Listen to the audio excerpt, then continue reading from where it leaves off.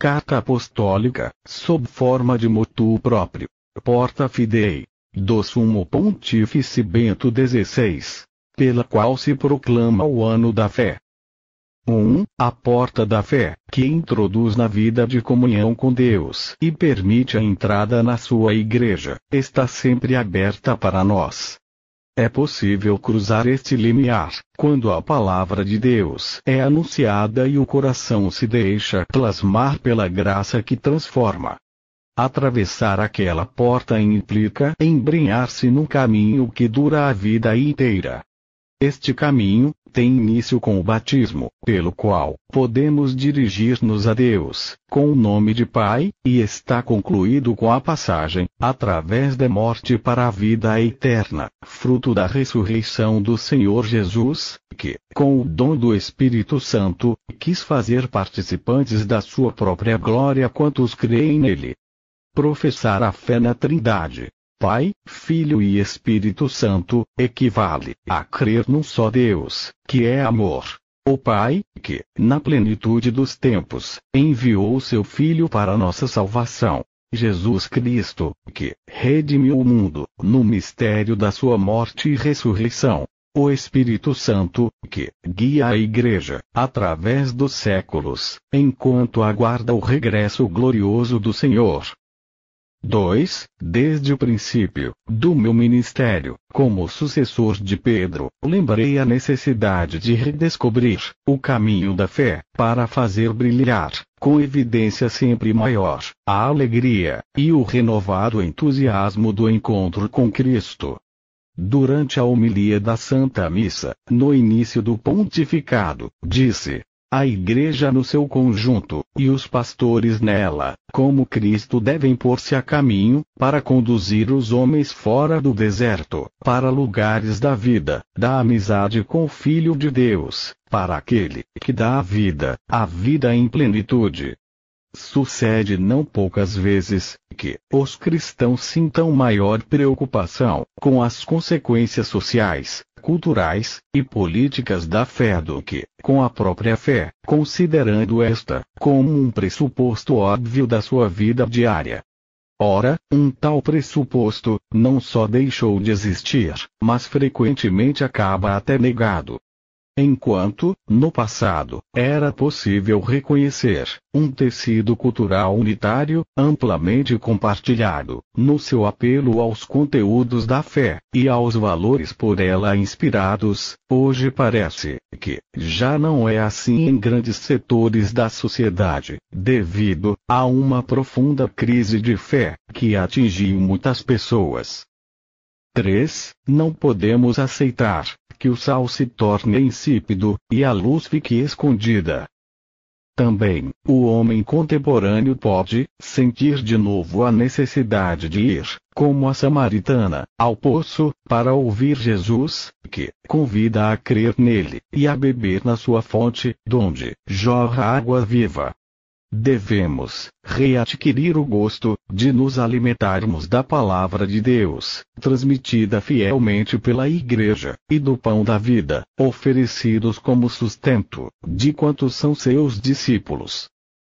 De fato, em nossos dias ressoa ainda, com a mesma força, este ensinamento de Jesus. Trabalhai, não pelo alimento que desaparece, mas pelo alimento que perdura e dá a vida eterna. E a questão, então posta por aqueles que o escutavam, é a mesma que colocamos nós também hoje. Que havemos nós de fazer, para realizar as obras de Deus? Conhecemos a resposta de Jesus. A obra de Deus é esta: crer naquele que ele enviou.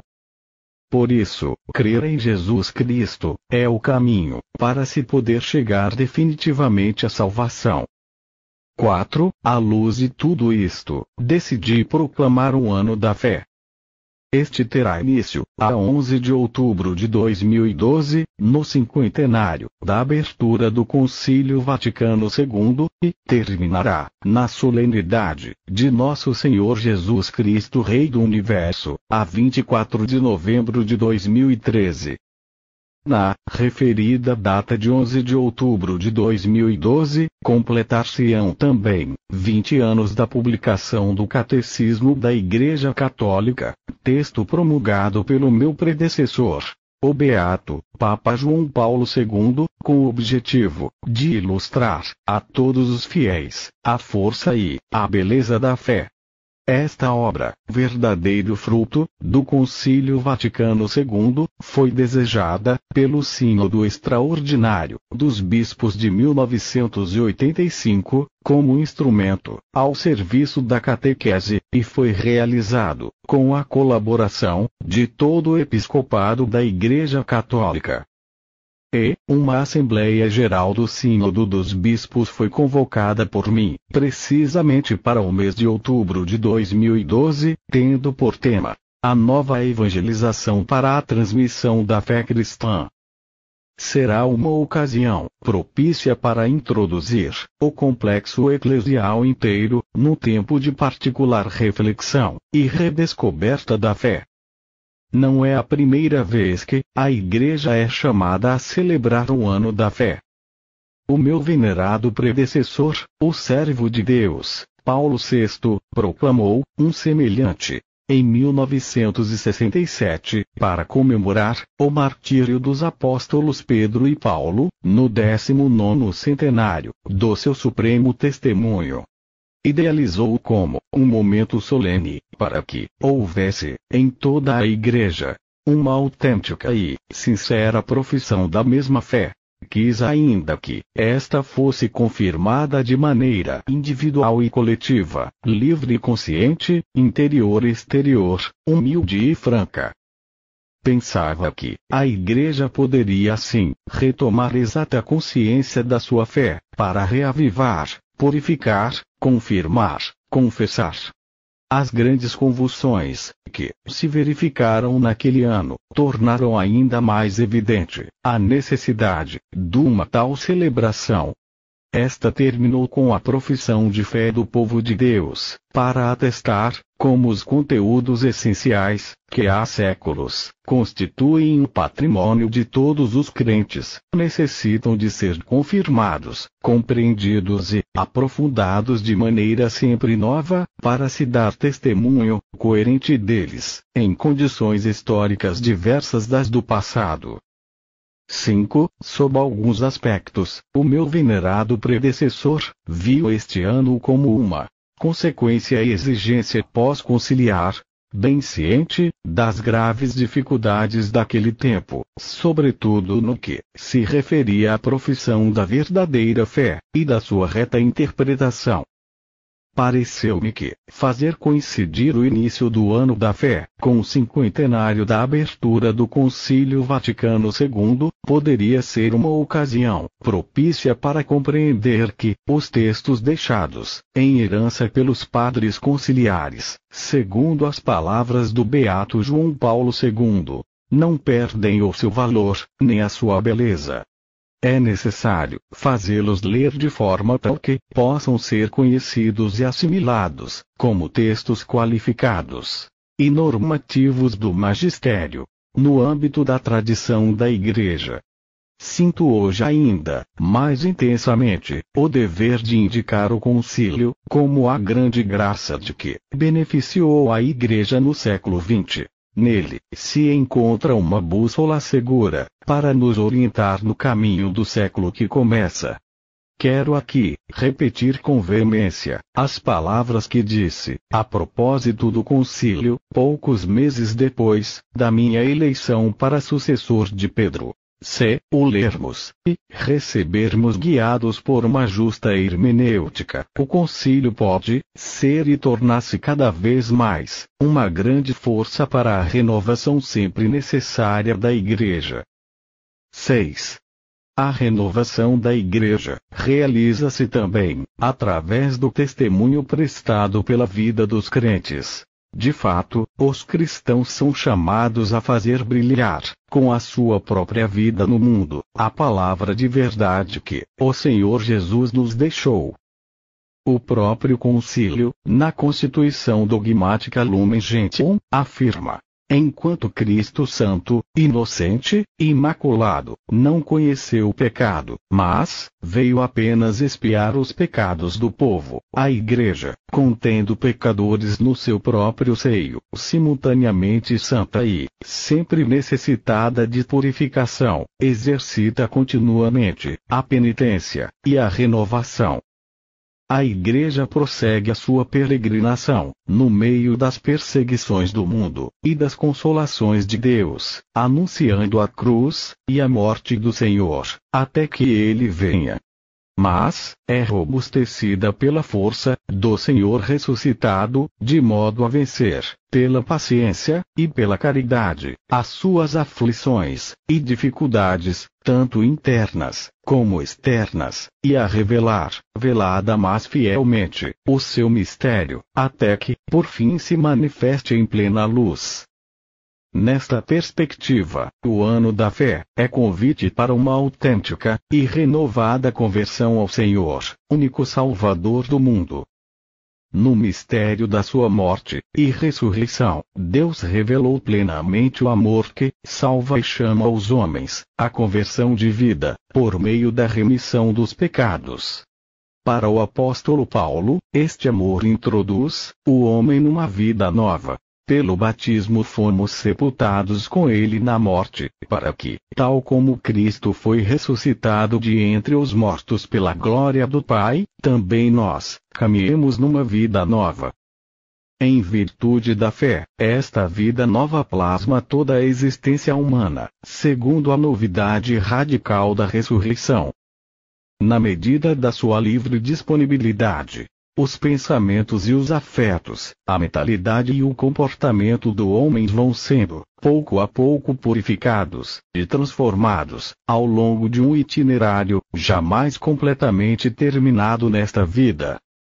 A fé, que atua pelo amor, torna-se um novo critério, de entendimento e de ação, que muda toda a vida do homem. 7.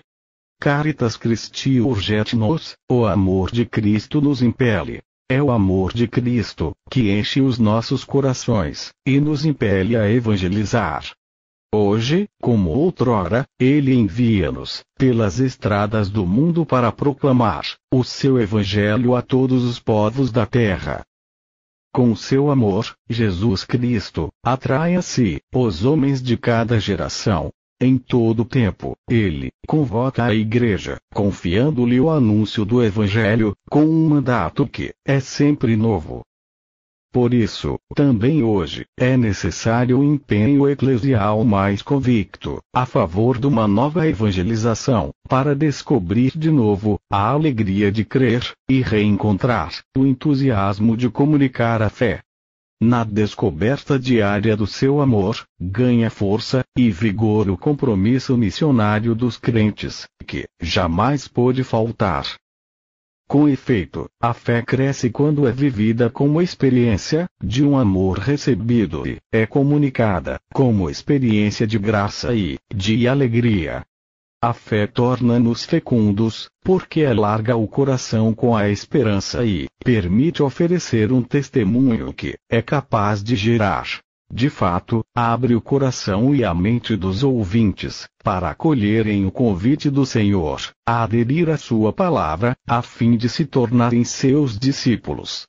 Os crentes, atesta Santo Agostinho, fortificam-se acreditando. O santo bispo de Hipona tinha boas razões para falar assim.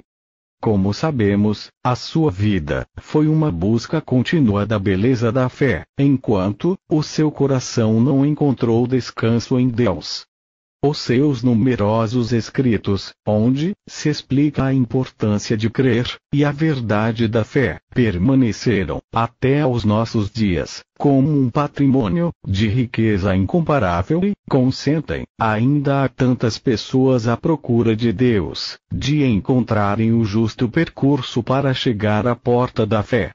Por conseguinte, só acreditando é que a fé cresce e se revigora. Não há outra possibilidade de adquirir certeza sobre a própria vida, senão abandonar-se progressivamente nas mãos de um amor que se experimenta cada vez maior, porque tem a sua origem em Deus. 8. Nesta feliz ocorrência, pretendo convidar os irmãos bispos de todo o mundo para que se unam ao sucessor de Pedro, no tempo de graça espiritual que o Senhor nos oferece, a fim de comemorar o dom precioso da fé. Queremos celebrar este ano, de forma digna e fecunda.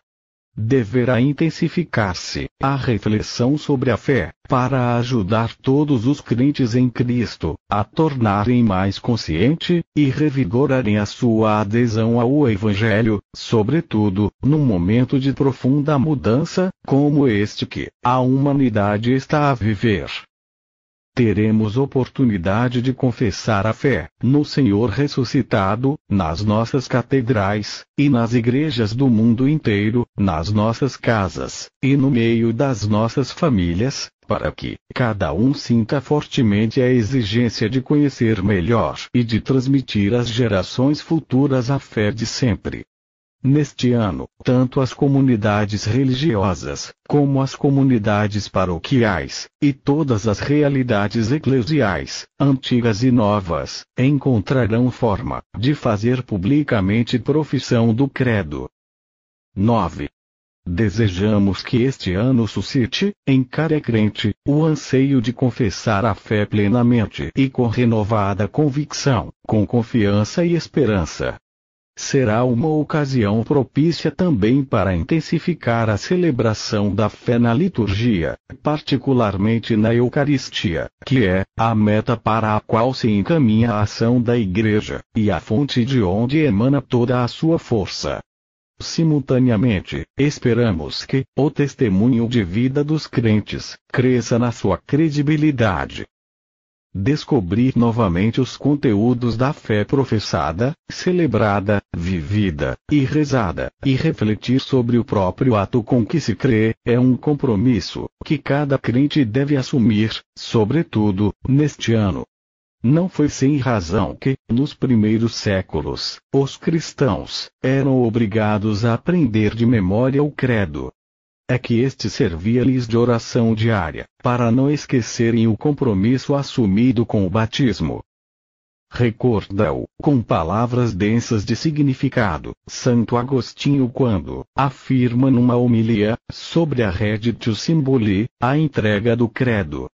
O símbolo do santo mistério, que recebestes todos juntos e que, hoje proferistes um a um, reúne as palavras sobre as quais está edificada, com solidez a fé da Igreja, nossa mãe, apoiada no alicerce seguro que é Cristo Senhor. E vós, recebeste-lo e proferiste-lo, mas deveis tê-lo, sempre presente, na mente e no coração, deveis repeti-lo, nos vossos leitos, pensar nele nas praças, e não o esquecer durante as refeições. E, mesmo quando o corpo dorme, o vosso coração continue de vigília por ele. 10. Queria agora delinear um percurso que ajude a compreender de maneira mais profunda os conteúdos da fé, e, juntamente com eles, também o ato pelo qual decidimos, com plena liberdade, entregar-nos totalmente a Deus. De fato, existe uma unidade profunda entre o ato com que se crê e os conteúdos a que damos o nosso assentimento.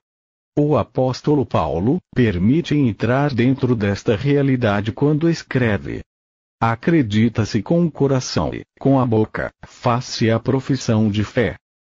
O coração indica que o primeiro ato, pelo qual se chega à fé, é dom de Deus, e ação da graça que age e transforma a pessoa, até o mais íntimo dela mesma. A este respeito, é muito eloquente o exemplo de Lídia. Narra São Lucas que o apóstolo Paulo, encontrando-se em Filipos, num sábado foi anunciar o Evangelho a algumas mulheres. Entre elas, estava a Lídia. O Senhor abriu-lhe o coração para aderir ao que Paulo dizia. O sentido contido na expressão é importante.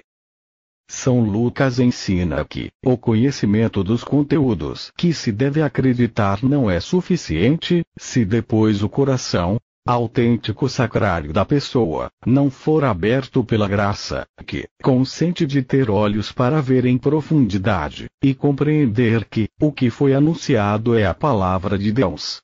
Por sua vez, o professar com a boca indica que a fé implica um testemunho e um compromisso públicos.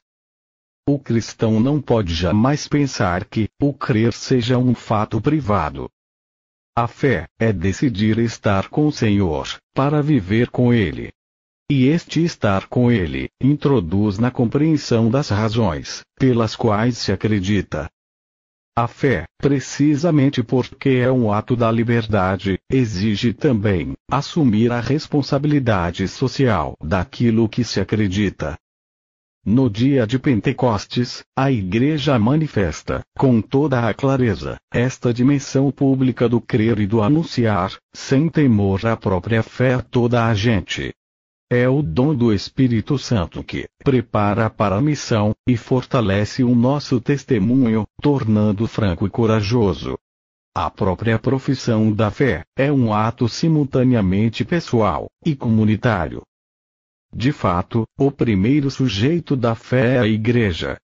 É na fé da comunidade cristã que cada um recebe o batismo, sinal eficaz da entrada no povo dos crentes para obter a salvação. Como atesta o Catecismo da Igreja Católica, eu creio, é a fé da Igreja, professada pessoalmente por cada crente, principalmente por ocasião do batismo. Nós cremos. É a fé da Igreja, confessada pelos bispos reunidos em concílio ou, de modo mais geral, pela Assembleia Litúrgica dos Crentes. Eu creio. É também a Igreja, nossa mãe, que responde a Deus pela sua fé, e nos ensina a dizer: eu creio, nós cremos. Como se pôde notar, o conhecimento dos conteúdos de fé é essencial para se dar o próprio assentimento, isto é, para aderir plenamente, com a inteligência e a vontade a quanto é proposto pela Igreja. O conhecimento da fé introduz na totalidade do mistério salvífico revelado por Deus. Por isso, o assentimento prestado implica que, quando se acredita, se aceita livremente todo o mistério da fé, porque o garante da sua verdade é o próprio Deus, que se revela e permite conhecer o seu mistério de amor. Por outro lado, não podemos esquecer que, no nosso contexto cultural, há muitas pessoas que, embora não reconhecendo em si mesmas o dom da fé, todavia, vivem uma busca sincera do sentido último e da verdade definitiva acerca da sua existência e do mundo. Esta busca é um verdadeiro preâmbulo da fé, porque move as pessoas pela estrada que conduz ao mistério de Deus. De fato, a própria razão do homem traz inscrita em si mesma a exigência daquilo que vale e permanece sempre. Esta exigência constitui um convite permanente, inscrito indelevelmente no coração humano, para se pôr a caminho ao encontro daquele que não teríamos procurado se ele não tivesse já vindo ao nosso encontro. É precisamente a este encontro que nos convida e abre plenamente a fé. 11. Para chegar a um conhecimento sistemático da fé, todos podem encontrar um subsídio precioso e indispensável no Catecismo da Igreja Católica. Este constitui um dos frutos mais importantes do Concílio Vaticano II.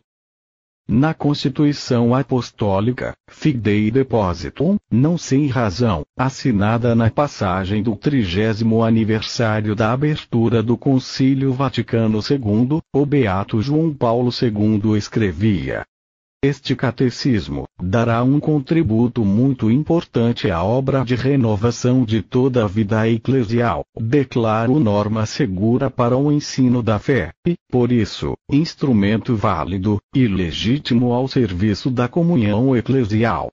É precisamente nesta linha que o ano da fé deverá exprimir um esforço generalizado em prol da redescoberta e do estudo dos conteúdos fundamentais da fé, que tem no Catecismo da Igreja Católica a sua síntese sistemática e orgânica. Nele, de fato, sobressai a riqueza de doutrina que a Igreja acolheu, guardou e ofereceu durante os seus 2000 anos de história. Desde a Sagrada Escritura aos padres da Igreja, desde os mestres de teologia, aos santos que atravessaram os séculos, o Catecismo oferece uma memória permanente dos inúmeros modos em que a Igreja meditou sobre a fé e progrediu na doutrina para dar certeza aos crentes na sua vida de fé. Na sua própria estrutura, o Catecismo da Igreja Católica apresenta o desenvolvimento da fé, até chegar aos grandes temas da vida diária. Repassando as páginas, descobre-se que o que ali se apresenta não é uma teoria, mas o encontro com uma pessoa que vive na Igreja. Na verdade, a seguir a profissão de fé, vem a explicação da vida sacramental, na qual Cristo está presente e operante, continuando a construir a sua Igreja. Sem a liturgia e os sacramentos, a profissão de fé não seria eficaz, porque faltaria a graça que sustenta o testemunho dos cristãos. Na mesma linha, a doutrina do Catecismo sobre a vida moral adquire todo o seu significado, se for colocada em relação com a fé, a liturgia e a oração. 12. Assim, no ano em questão, o Catecismo da Igreja Católica poderá ser um verdadeiro instrumento de apoio da fé, sobretudo, para quantos têm a peito a formação dos cristãos, tão determinante no nosso contexto cultural. Com tal finalidade, convidei a congregação para a doutrina da fé a redigir, de comum acordo com os competentes organismos da Santa Sé, uma nota, através da qual se ofereçam à Igreja e aos crentes algumas indicações para viver, nos moldes mais eficazes e apropriados, este ano da fé, ao serviço do crer e do evangelizar. De fato, em nossos dias mais do que no passado, a fé vê-se sujeita a uma série de interrogativos, que provém de uma diversa mentalidade que, particularmente hoje, reduz o âmbito das certezas racionais ao das conquistas científicas e tecnológicas. Mas, a Igreja nunca teve medo de mostrar que não é possível haver qualquer conflito entre fé e ciência autêntica, porque ambas tendem, embora por caminhos diferentes, para a verdade. 13. Será decisivo repassar, durante este ano, a história da nossa fé, que faz ver o mistério insondável da santidade entrelaçada com o pecado.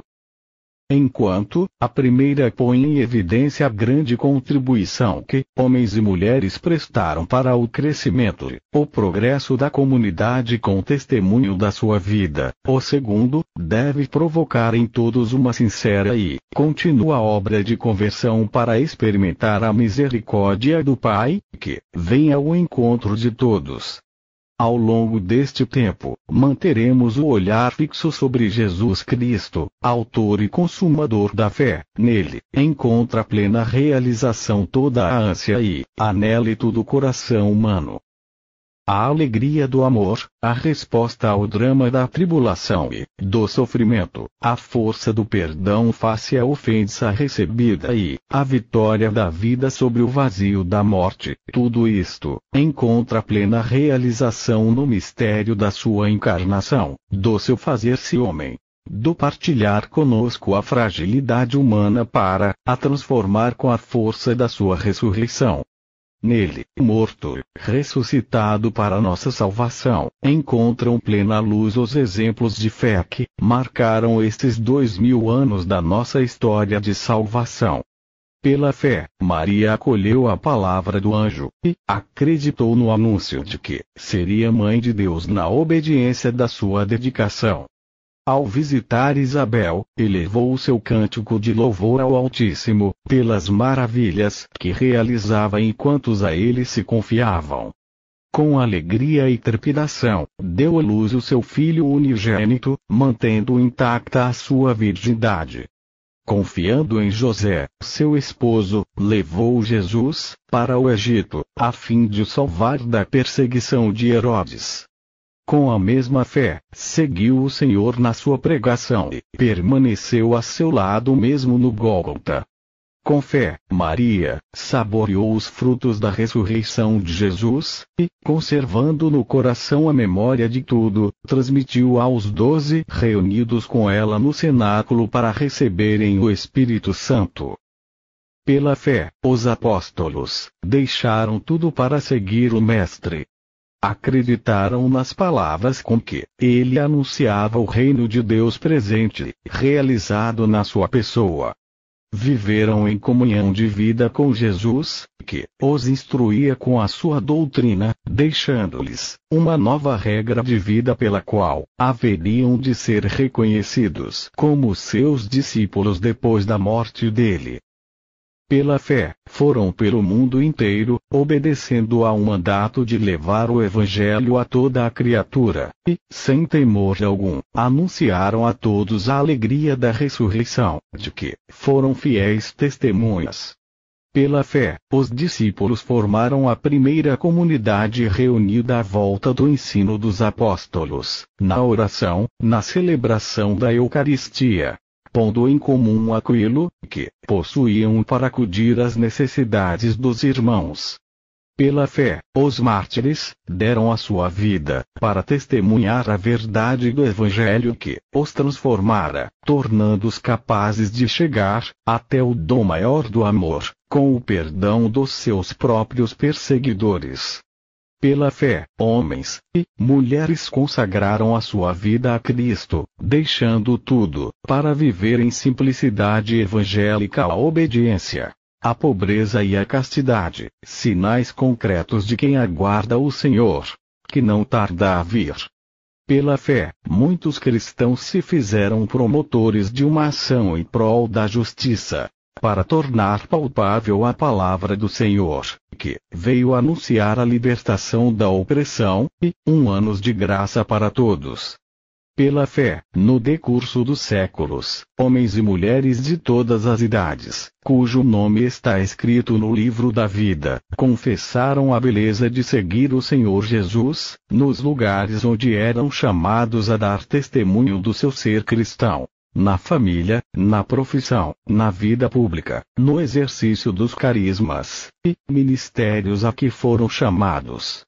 Pela fé, vivemos também nós, reconhecendo o Senhor Jesus vivo e presente na nossa vida e na história. 14. O ano da fé será uma ocasião propícia também para intensificar o testemunho da caridade. Recorda São Paulo. Agora permanecem estas três coisas: a fé, a esperança e a caridade. Mas a maior de todas é a caridade.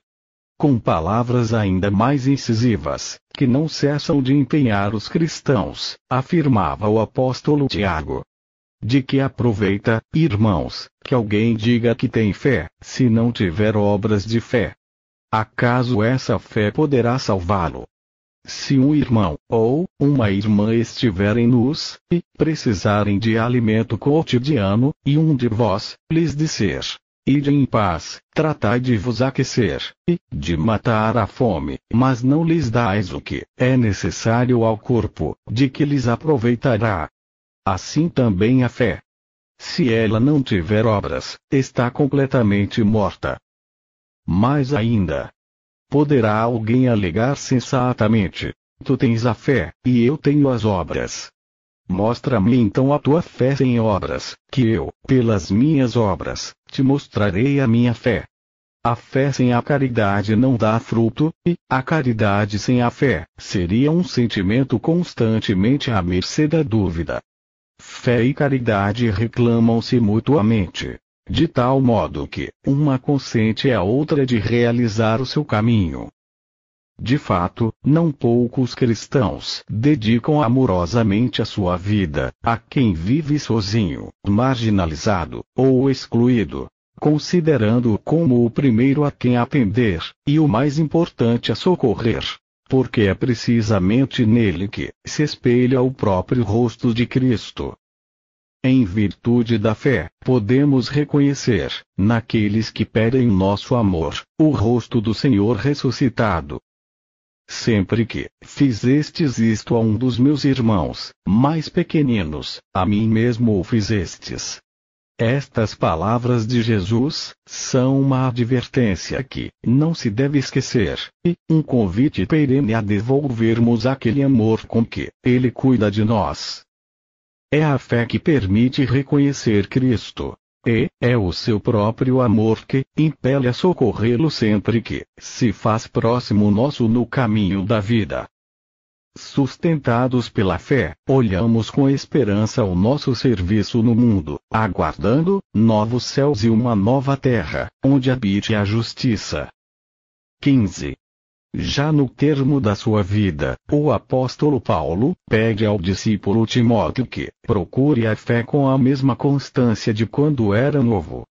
Sintamos este convite dirigido a cada um de nós, para que ninguém se torne indolente na fé. Esta é companheira de vida, que permite perceber, com um olhar sempre novo, as maravilhas que Deus realiza por nós. Solicita a identificar os sinais dos tempos no hoje da história, a fé obriga cada um de nós a tornar-se sinal vivo da presença do ressuscitado no mundo. Aquilo de que o mundo tem hoje particular necessidade é o testemunho credível de quantos, iluminados na mente e no coração pela palavra do Senhor, são capazes de abrir o coração e a mente de muitos outros ao desejo de Deus e da vida verdadeira, aquela que não tem fim. Que a palavra do Senhor avance e seja glorificada. Possa este ano da fé tornar cada vez mais firme a relação com Cristo Senhor, dado que só nele temos a certeza para olhar o futuro, e a garantia de um amor autêntico e duradouro. As seguintes palavras do apóstolo Pedro lançavam o último jorro de luz sobre a fé. É por isso que exultais de alegria, se bem que, por algum tempo, tenhais de andar aflitos por diversas provações. Deste modo, a qualidade genuína da vossa fé, muito mais preciosa do que o ouro perecível, por certo também provado pelo fogo, será achada digna de louvor, de glória e de honra, na altura da manifestação de Jesus Cristo. Sem o terdes visto, vós o amais. Sem o ver ainda, credes nele, e vos alegrais como uma alegria indescritível e irradiante, alcançando assim a meta da vossa fé, a salvação das almas. A vida dos cristãos conhece a experiência da alegria e a do sofrimento. Quantos santos viveram na solidão? Quantos crentes, mesmo em nossos dias, provados pelo silêncio de Deus, cuja voz consoladora queriam ouvir, as provas da vida, ao mesmo tempo que permitem compreender o mistério da cruz, e participar nos sofrimentos de Cristo, são prelúdio da alegria, e da esperança a que a fé conduz. Quando sou fraco, então é que sou forte. Com firme certeza, acreditamos que o Senhor Jesus derrotou o mal e a morte. Com esta confiança segura, confiamo-nos a Ele. Ele, presente no meio de nós, vence o poder do maligno, e a Igreja, comunidade visível da sua misericórdia, permanece nele como sinal da reconciliação definitiva com o Pai. A Mãe de Deus, proclamada. Feliz porque acreditou, confiamos este tempo de graça. Dado em Roma, junto de São Pedro, no dia 11 de outubro do ano 2011, sétimo de pontificado. Papa Bento XVI.